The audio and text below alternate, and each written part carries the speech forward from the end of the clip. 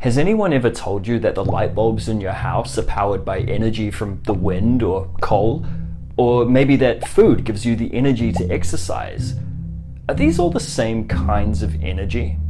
What do we mean when we say energy? Something has energy when it's either doing stuff or it has the potential to do stuff. Okay, that's pretty vague, so let's look at a few examples. Alright, there we go. This is me getting strapped into the world's largest swing. It's located in New Zealand, the country where I grew up. I'm hanging upside down at this platform above a big valley. The ropes are connected to a cable in the middle, like this. Now you can guess what happens when they let me go, right?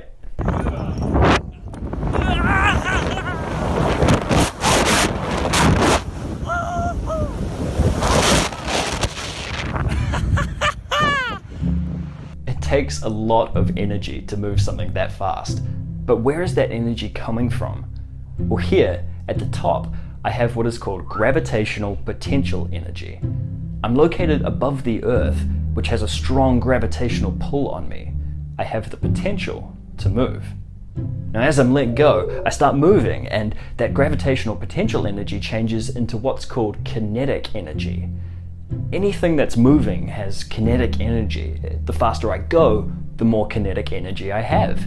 Now, as I swing past the bottom and I start going back up, I slow down, and that kinetic energy is changed back into gravitational potential energy. Now, I know what you're thinking. If energy can just change back and forth like that, wouldn't I just keep swinging forever? Well, you heard how noisy it was, right? I'm losing some of that energy as sound energy, which is also just the movement of air, so it's another kind of kinetic energy. I'm also making a little bit of heat by friction with the air, and heat is another form of energy. It's by changing one form of energy into another, like this, that we can make useful things happen. Let's go back to the examples from the start. We power our homes with electricity, and let's say that it comes from the wind. When the wind spins a turbine, like this one, it has kinetic energy. A generator inside the turbine changes that kinetic energy into electrical potential energy, and that is transferred down power lines to our homes. But what if that energy came from coal? Well, when you burn coal, there's a chemical reaction between oxygen in the air and the coal that creates carbon dioxide and other chemicals.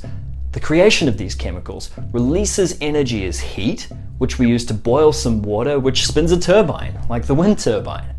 Because all this energy is coming from a chemical reaction, we say that the coal has chemical potential energy. A really similar thing happens when you eat food. When your body breaks down that food, chemical reactions occur that keep your body warm and allow your muscles to move. You change the chemical potential energy in the food into heat energy and kinetic energy. One important thing to know is that you cannot create energy out of thin air. You also cannot destroy energy. You can only change it from one form into another. All of the energy in the entire universe has been there since the beginning of time. It's just constantly getting changed around. So, let's review. Energy is either doing stuff or having the potential to do stuff. We've discussed gravitational potential energy, like in the swing, electrical potential energy, like in power lines, and chemical potential energy, like in coal or the food that we eat. There are other kinds of potential energy, like elastic and nuclear, but they're quite similar to these ones. We've discussed kinetic energy, which is where things are moving. We've also mentioned heat energy. Now, as it turns out, temperature is just the movement of atoms. As something gets hotter, the atoms inside it start to wiggle around more and more, move faster and faster. So heat energy, like sound energy, can be thought of as another kind of kinetic energy. So hang on, we can actually simplify a bit here. Energy is what something has when it is moving or when it has the potential to move. That is energy. Yeah!